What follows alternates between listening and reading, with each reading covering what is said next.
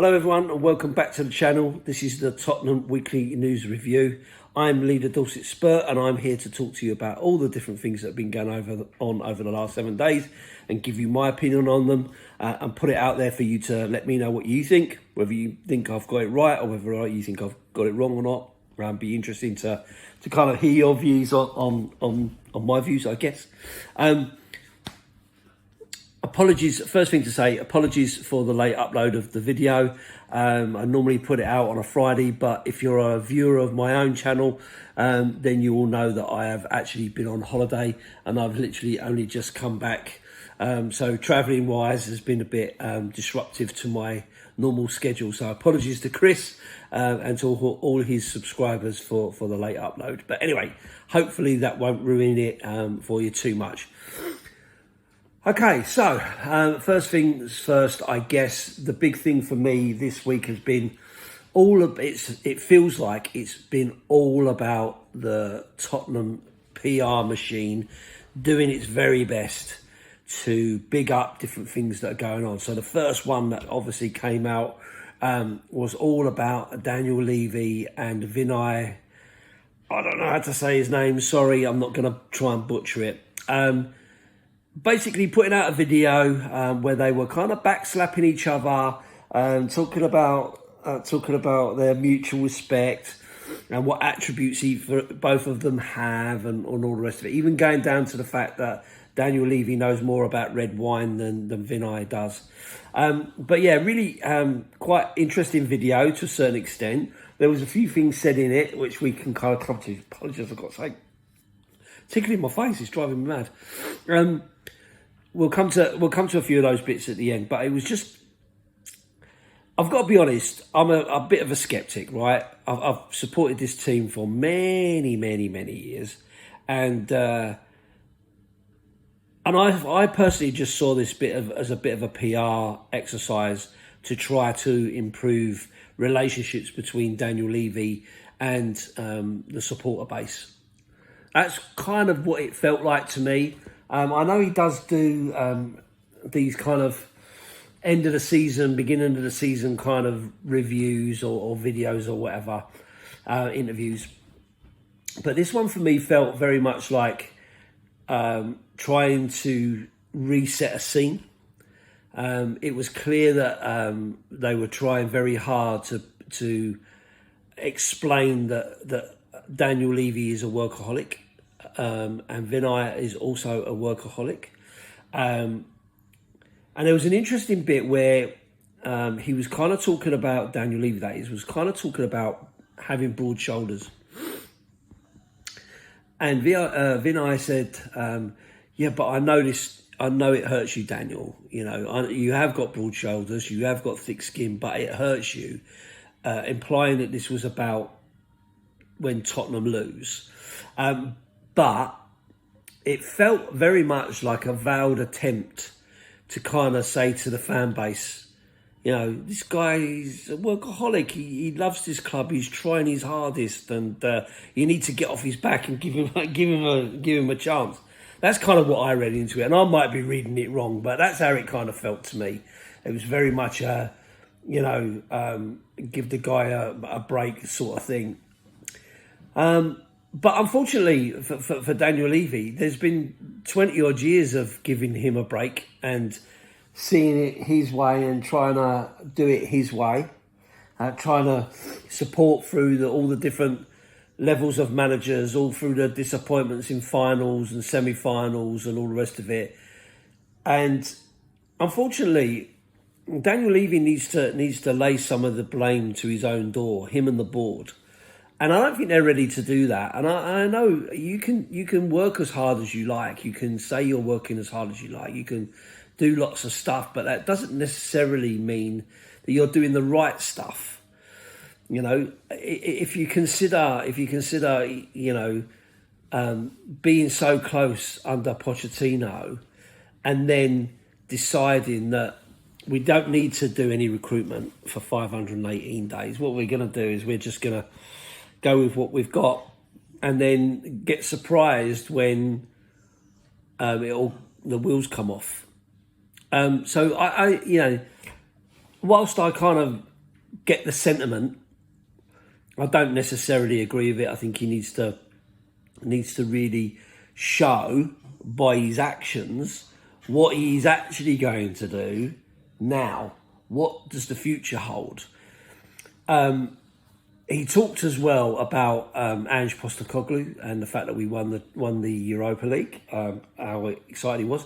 But he made this statement along the lines of, and I'm paraphrasing, but along the lines of, a club the size of Tottenham needs to be able to compete on all fronts, which was basically code for we can't be sitting in 17th. Now, I don't think there's a Tottenham fan alive that will say 17th is great, we're all happy with that. Of course we're not, right? But at the same time as that, you can't then say a club as big as Tottenham needs to be able to compete on all fronts if you're not putting in the work to make that possible. If you look at you've asked for a rebuild, it's necessary. We needed to clear out the so-called dead wood or the players that have been around a while, and we needed to bring in some new talent. We needed to refresh and blah, blah, blah, all that kind of stuff. You're not going to do that overnight in 2 windows, right? And it's not going to be cheap. Now, I know people go on about Ange Postecoglou spending lots and lots of money, but actually that's just a consequence of the fact that we haven't spent so much money previously. And the rebuild is so deep that it's still ongoing. We are suffering from the 518 days without any signings. We fell so far behind. It's taken us 5 years to catch that back up again. And I still don't think we're even close. When you look at teams like Manchester City buying the players they're buying, Liverpool spending a record fee, Chelsea buying players, you're kind of looking at it and you're thinking, this is the sort of world that football is moving in. So it's very difficult to sit there and make that statement when you know the injury crisis that we had, the fact that we were relying on 17 and 18 and 19 and 20-year-olds, to expect a manager to be able to deliver on both the Premier League and the Europa League. Bearing in mind, he also got us to the semi-finals of the Carabao Cup, bar one game, where we got absolutely stuffed.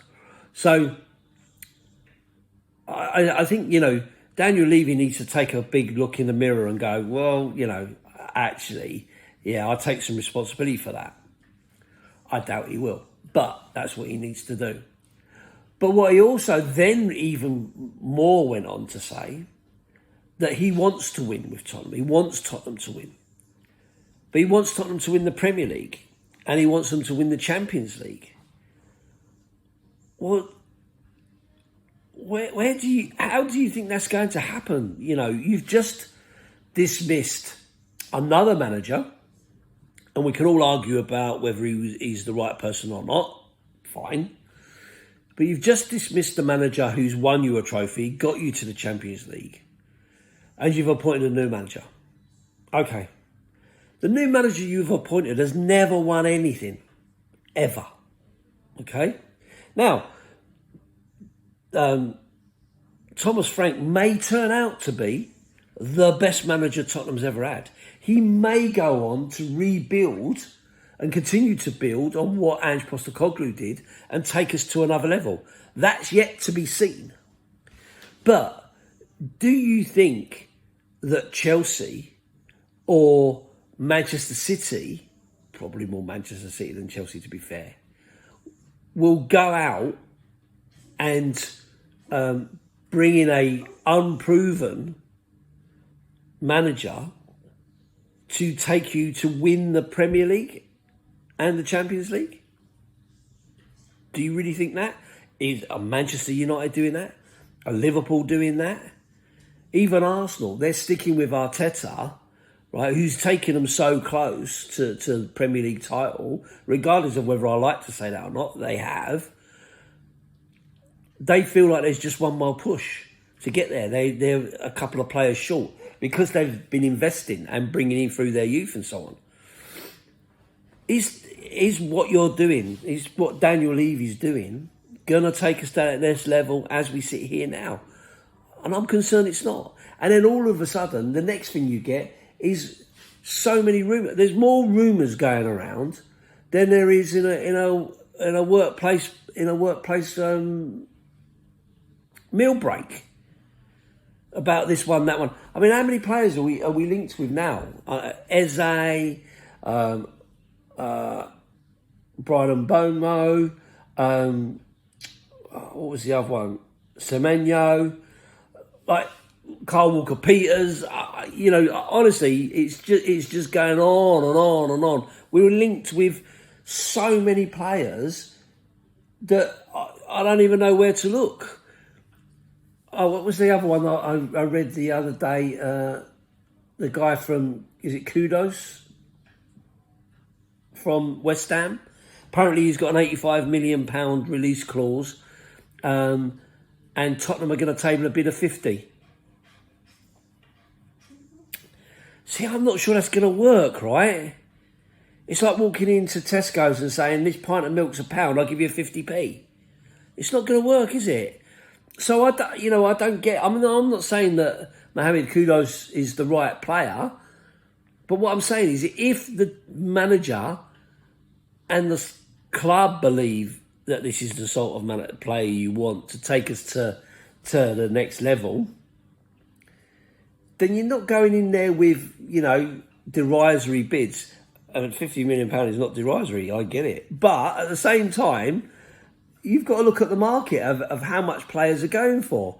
It's ridiculous. I get it. It's ridiculous when you're paying absolute top dollar for players you shouldn't be paying absolute top dollar for. But that's the world we live in. This all goes back to Neymar and his £200 million transfer to PSG, I think. So, that's inflated all these prices for all of these players.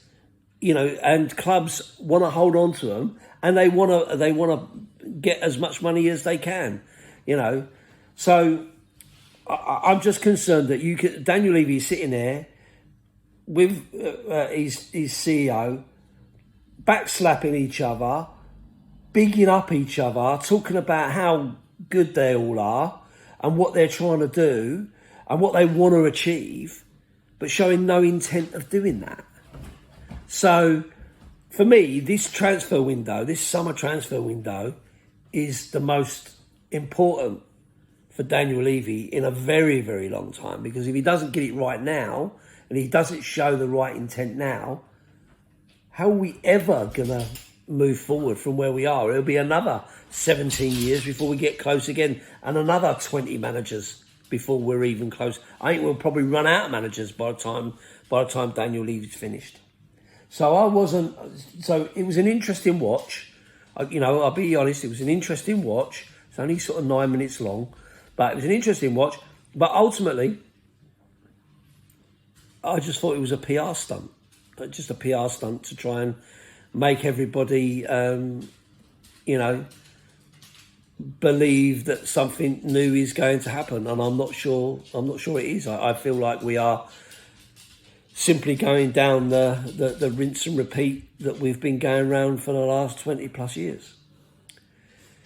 So moving on from that depressing story, apologies, but moving on from that depressing story, we also had the arrival of Thomas Frank as the new manager, his first interview with the club, and so on. And I have to say, came across very, very well. Good communicator, clear and concise about what he's trying to do, wants to play attacking football. He wants the players to believe in themselves. He's okay with them making mistakes as long as they're learning from those mistakes and so on.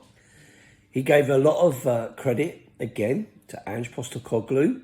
And I think what was the terminology he used? Again, I'm paraphrasing, but something about we're always standing on the shoulders of others, of what they've done and what they've achieved and so on. And that's where he's now going, to build on what Ange Postecoglou did. Keen on young players, developing people and so on. Again, did an awful lot of talking about how the whole process has to be joined, you know, from the owners down to the coach. You know, he's the coach, but this is one team, you know. Johan Langer, Vinai, the CEO, and Daniel Levy all have to be on the same page. Don't always have to agree, he said, but they have to be on the same page, going in the right directions. They've had long conversations, talked about what they want to do and what they want to achieve and how we're going to go about things and so on and so forth. So lots of talk, but no real substance about anything in particular that kind of gives you an indication about where we're going and what the expectation is or whatever. But as I've been saying, I think it's a thankless task for Thomas Frank.